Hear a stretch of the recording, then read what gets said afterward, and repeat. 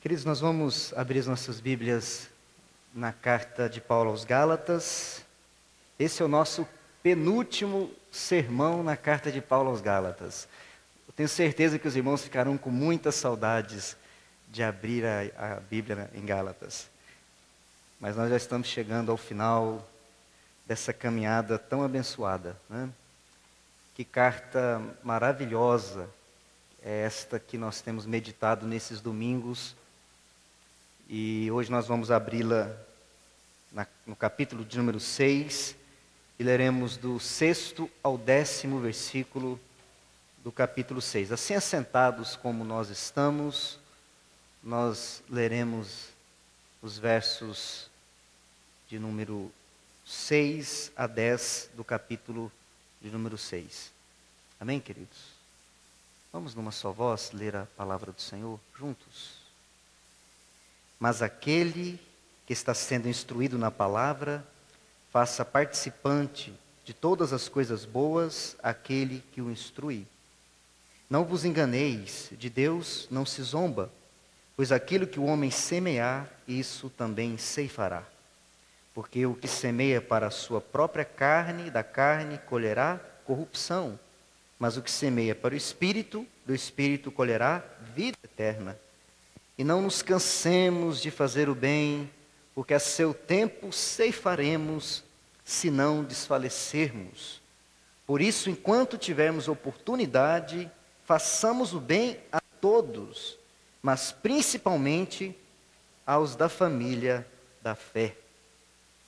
Vamos orar mais uma vez? Bondoso Senhor, eis aqui a Tua palavra, que é perfeita em todos os seus desígnios e propósitos. Nós te louvamos pelo privilégio de abri-la, lê-la e saber que o Senhor, de maneira especial, fala com cada um de nós.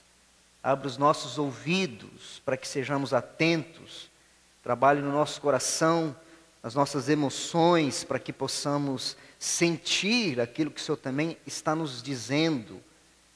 E faz, ó Deus, que caminhemos, ó Deus, pautados nesta palavra viva, poderosa, que é a Tua palavra para a nossa vida. Derrama sobre nós nesse momento, Senhor, a Tua bênção. Envia ao Espírito Santo, bondoso e bendito Espírito Santo.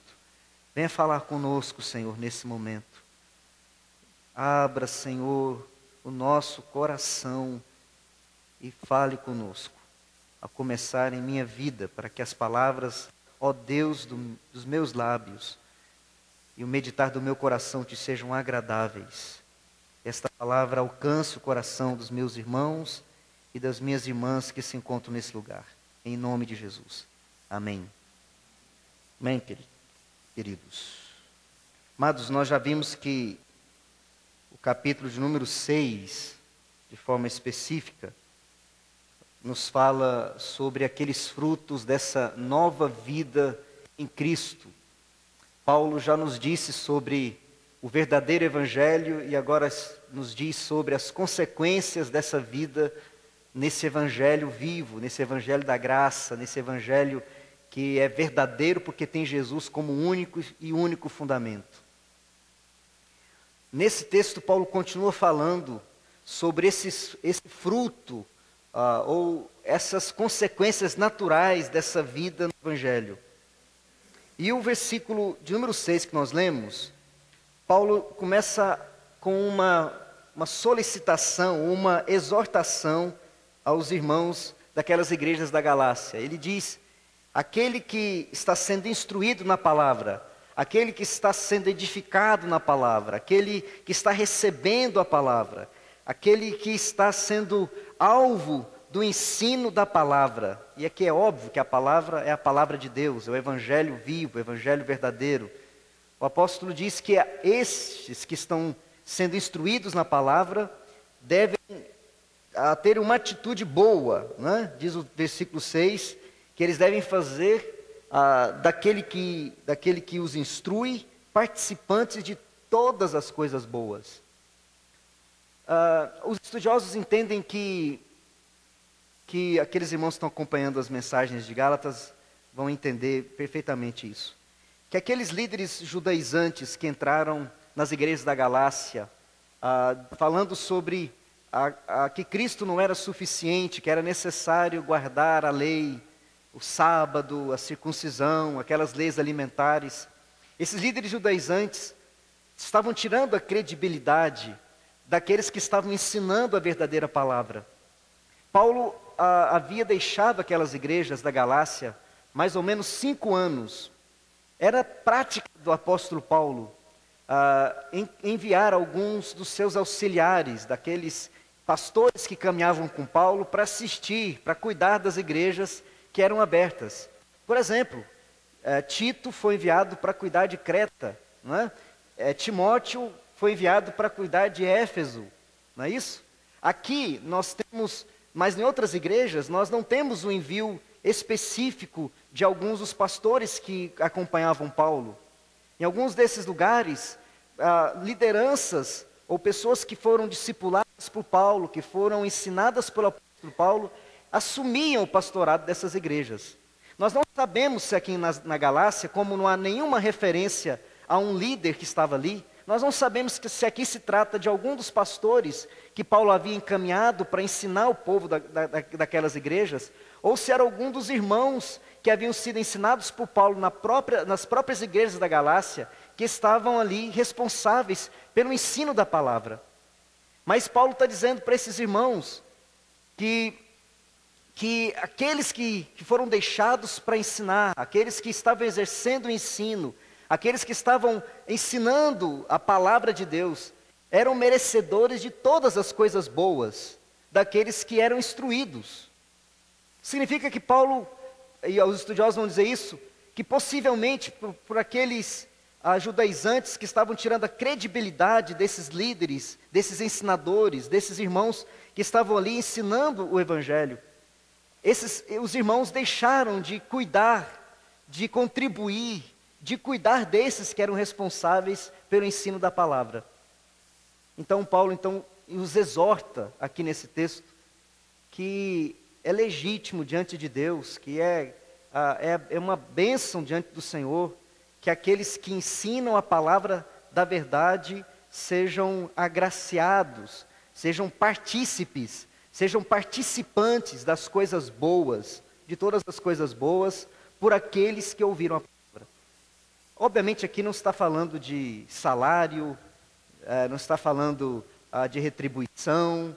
O texto está dizendo que aqueles irmãos que foram chamados por Deus para exercer o ensino da palavra de forma específica, como nós vemos lá em Atos capítulo 6, aqueles que foram chamados para o exercício da palavra e da oração, são merecedores ou dignos de participar das coisas boas.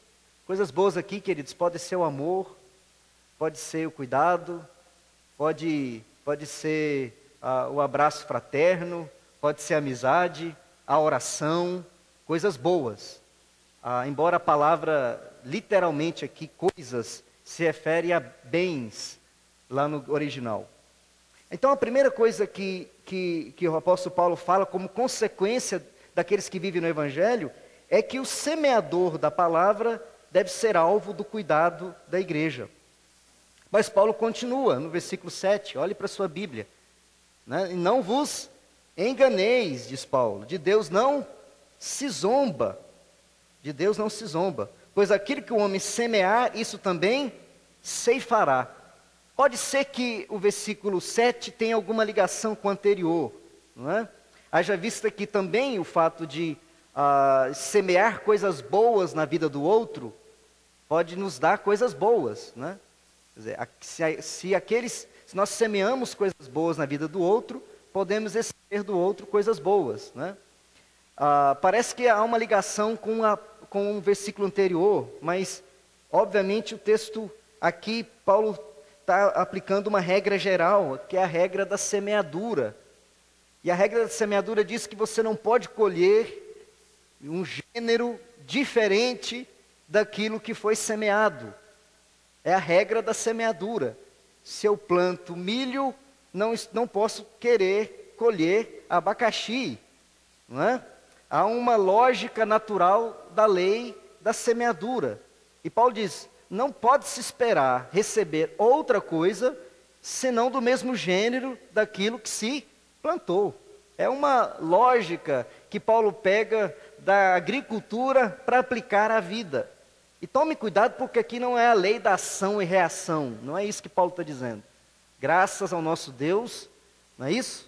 Graças ao Evangelho poderoso da salvação, nós somos perdoados dos nossos pecados.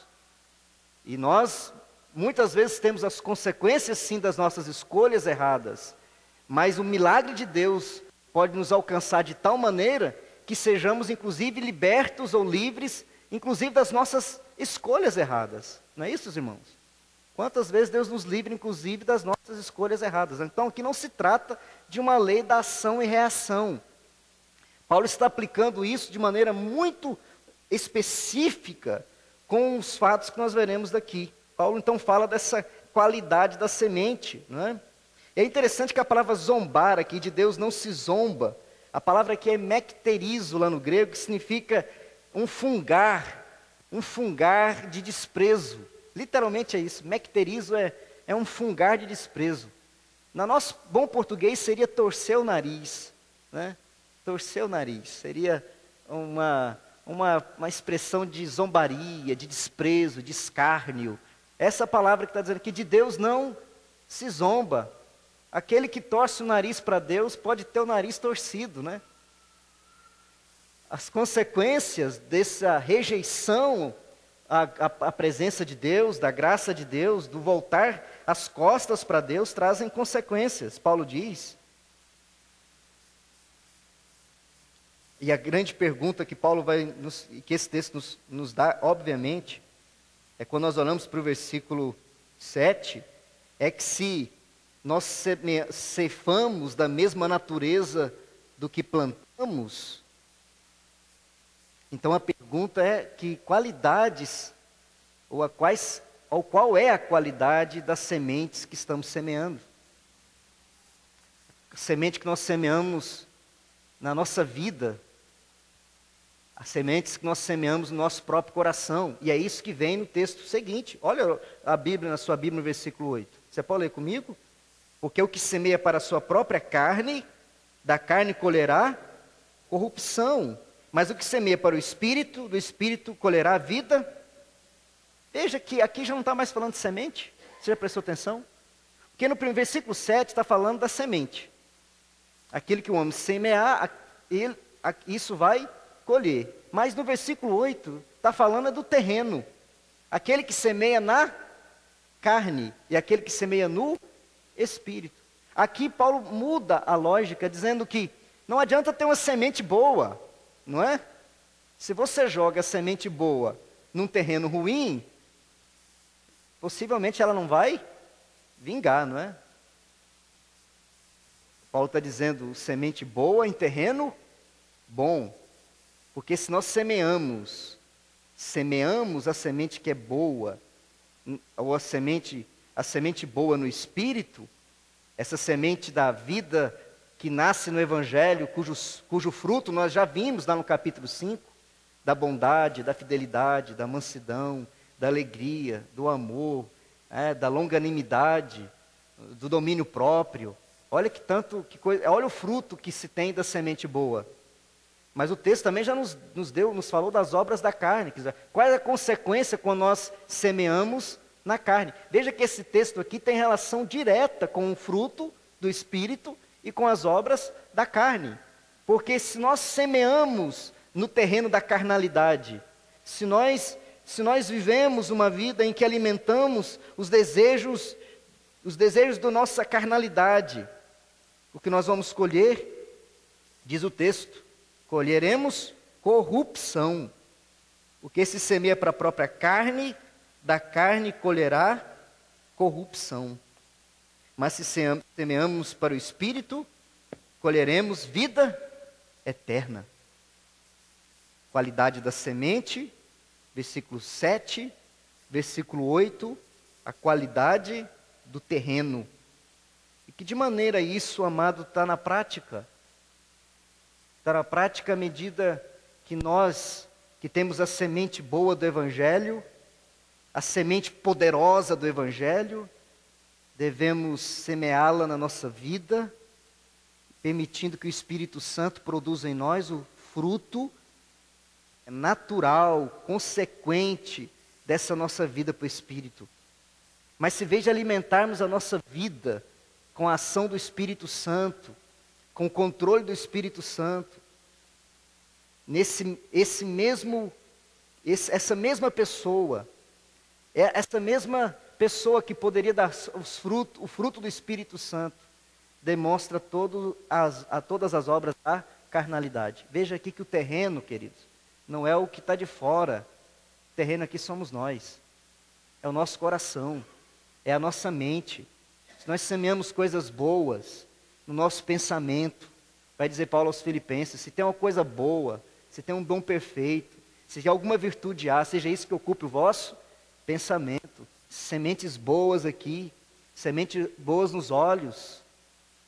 Como o Salmo vai nos dizer, não vou permitir que nada que ofenda a glória do meu Deus entre pelos meus olhos. Vou fechar os meus olhos para toda maldade. As nossas emoções, com as coisas que nós nos emocionamos. Não é ruim ter emoção, pelo contrário, é muito bom. Mas às vezes nós emocionamos e nos alegramos com coisas que são lixo. A palavra é forte. Nos alegramos com coisas que não valem nada.